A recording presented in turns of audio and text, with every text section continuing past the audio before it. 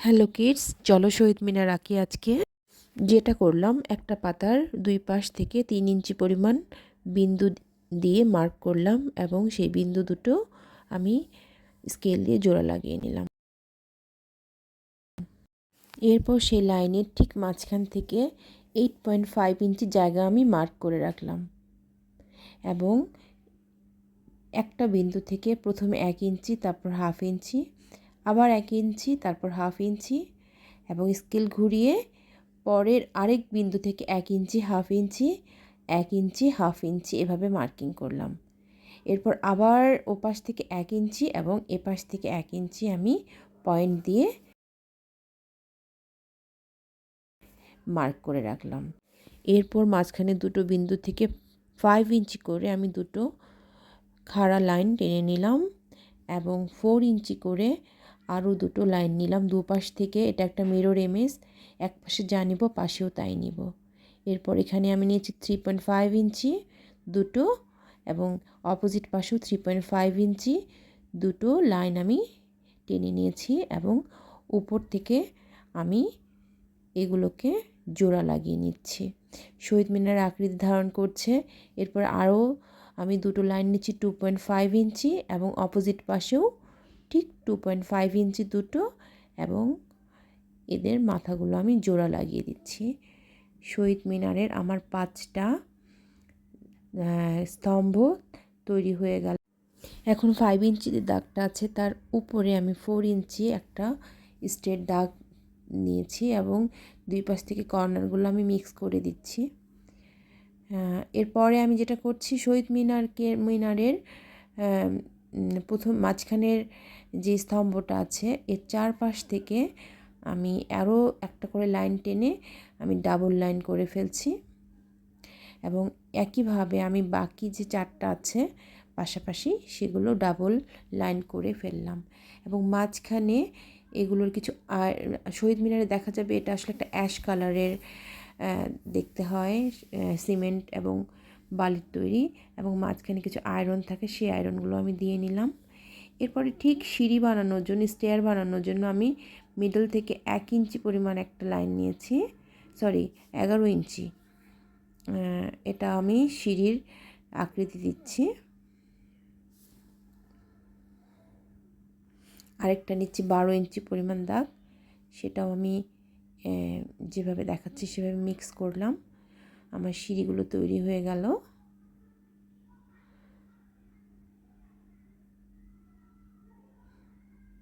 এটা হচ্ছে শহীদ মিনারের বেদি এবং একটা আমি যেটা করেছি একটা সার্কেল নিয়েছি একটা কৌটার ঢাকনা দিয়ে। আমি পেছনে যে রেড কালারের একটা খুব সুন্দর শহীদ মিনারের পেছনে দেখা যায় সেটা করে ফেলেছি। আমি পেছনে কিছু সুন্দর গাছ দিলাম, দূরের গাছ। শুধু শহীদ মিনার তো আঁকছি না, আমি আসলে শহীদ মিনারটাকে আরও সুন্দর লাগে দেখতে। পেছনে কিছু সাইট সিইং, পেছনের গাছ, যেটা দিয়ে আমি পরিপূর্ণতা দেওয়ার চেষ্টা করছি। আমি সামনে বেদিগুলো এঁকে নিলাম, পেছনে একটা সুন্দর গাছ দিয়ে নিচ্ছি। গাছ আঁকাটা খুবই সোজা এবং আমি একটা বিল্ডিং আঁকার চেষ্টা করছি। বিল্ডিং আঁকার জন্য আমি একটা একটা কর্নার থেকে দুটো লাইন টেনে নিয়ে তারপর সেই লাইন থেকে আবার নিচের দিকে লাইন টেনে মাঝামাঝি আরেকটা লাইন দিলাম, আমার একটা বিল্ডিং হয়ে গেল। এবং আমি এখানে লিখে দিচ্ছি অমর 21-এ। হঠাৎ করে এখান থেকে ছবির কন্টিনিউশনটা একটু ব্রেক করলো। আমি প্রথমে ছবিটা এঁকেছিলাম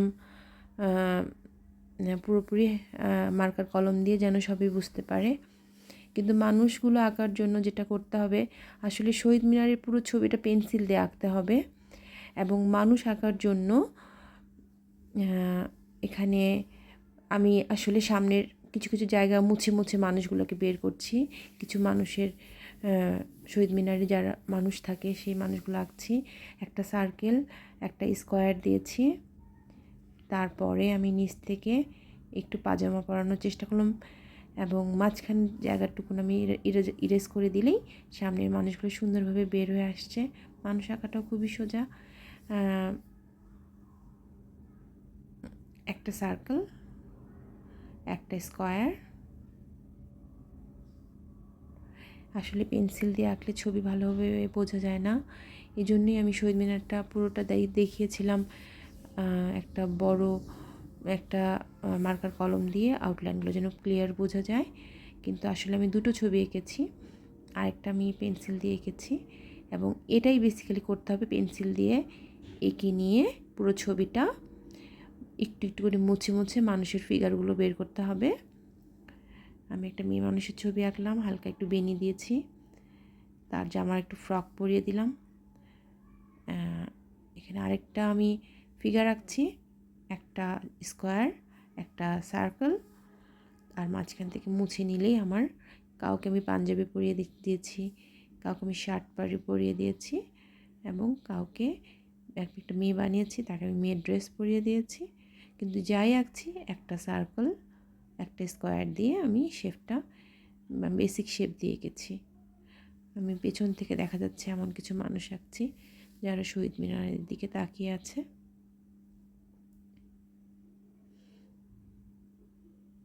একটু আউটলাইনগুলো করলে দেখা যাচ্ছে। আমি বেসিক্যালি এই জন্যে শহীদ মিনারের ছবিটা এঁকেছি পুরোটাই মার্কার কলম দিয়ে, যেন সব স্পষ্ট দেখতে পায়। কিন্তু নিয়ম অনুযায়ী যেটা করতে হবে, অবশ্যই পেন্সিল দিয়ে আঁকতে হবে। তাহলে আমরা যখন মানুষগুলো আঁকবো তখন ইরেজ করতে পারবো। কিন্তু আমরা যদি সরাসরি মার্কার দিয়ে আঁকি তাহলে ইরেজ করতে পারবো না। কিন্তু আমি সবার বোঝার সুবিধার জন্য আমি মার্কার দিয়ে এঁকেছি, আউটলাইনগুলো আমি ক্লিয়ার দেখাতে পারার জন্য, কারণ পেন্সিলের দাগ দেখা যায় না ভালোভাবে। আমার মেয়ের ফিগারটা হয়ে গেছে, প্রত্যেকটা ফিগার হয়ে গেল। আমি এখন একটু কালারিংয়ে চলে যাব। প্রথমে আমি একটু স্কাইটা কালার করছি। স্কাই কালারে আসলে এখানে স্কাইটা খুব ইম্পর্টেন্ট না, কিন্তু এটা আমার ডেকোরেশনের জন্য লাগছে, যেন আমি একটু পেছনে সুন্দর আকাশ দেখাচ্ছি খুবই লাইট করে, খুবই লাইট করে, কারণ এখানে আমার প্রধান সাবজেক্ট হচ্ছে আমার শহীদ মিনার। সো আমি শহীদ মিনারের পেছনে হালকা করে স্কাইটা দিলাম, স্কাই ব্লু কালার দিয়ে।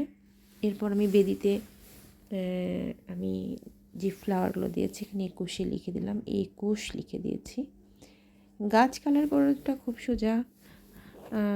গাছ কালার করার জন্য প্রথমে হলুদ কালার নিয়েছি, তারপর একটু লাইট গ্রিন নিয়েছি, এরপর ডার্ক গ্রিন নিচ্ছি। এটা পরপর আমার গাছের কালার কন্ট্রাস্ট আমি দিয়ে নেওয়ার পরে এখানে আমার একটু ব্লেন্ডিং করতে হচ্ছে। ব্লেন্ডিং করার নিয়মটা আমি সবসময় বলি প্রত্যেকটা ভিডিওতেই, যে লাইট কালার এবং ডার্ক কালারের মাঝখানে যেটা লাইট কালার সেটা দিয়ে ব্লেন্ড করতে হয়। আমি এখন পেছনে যে গাছগুলো আছে সবখানে আমি টপে ইয়েলো কালার, মিডলে লাইট গ্রিন দিচ্ছি এবং শেষে দিচ্ছি ডার্ক গ্রিনটা। তাহলে গাছের যে একটা ভার আছে সেটা বোঝা যায়। উপরের দিকে আলো এবং নিচে ছায়া দেখিয়ে আমি গাছগুলো করে ফেললাম পেছনের। এখন হচ্ছে শহীদ মিনারটা পুরোটা আমি লাইট অ্যাশ কালার দিয়ে একটা ব্লেন্ড করে নিয়েছি, জাস্ট লাইট অ্যাশ কালার। কারণ হচ্ছে প্রায় শহীদ মিনার দেখা যায়, এবং আমাদের কেন্দ্রীয় শহীদ মিনারটাও যেটা হচ্ছে এটা সিমেন্ট দিয়ে বানানো দেখে এটার গায়ে একটা পুরনো সিমেন্টের কালার দেখানো হয়েছে, আমি সেটা অ্যাশ কালার দিয়ে দেখাচ্ছি। সামনের দিকে অবশ্যই একটু অ্যাশ কালারের যে ডার্ক শেডটা আছে সেটা দিয়েছি, তাহলে আমার পার্সপেক্টিভ বের হয়ে আসছে, পেছনে লাইট সামনে ডার্ক, এবং এখানে 3টা অ্যাশ কালার আমি ব্যবহার করেছি।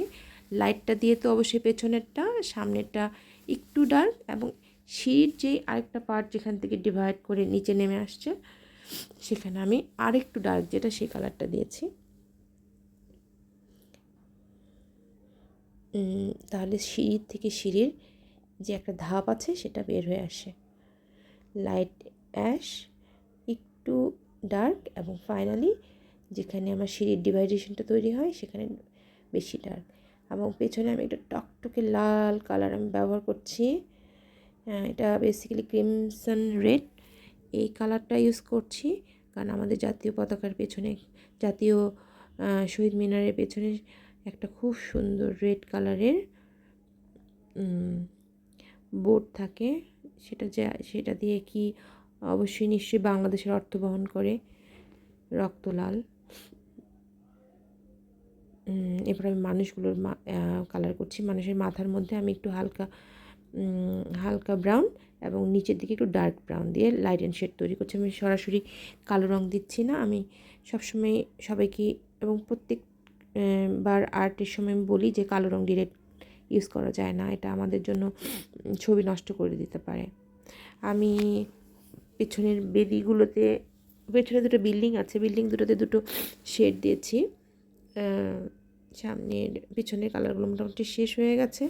এখানে শুধু মানুষগুলো যখন কালার করছি আমি আমার পছন্দ মতো কালার দিচ্ছি, তবে অবশ্যই আমি শেড ব্যবহার করেছি।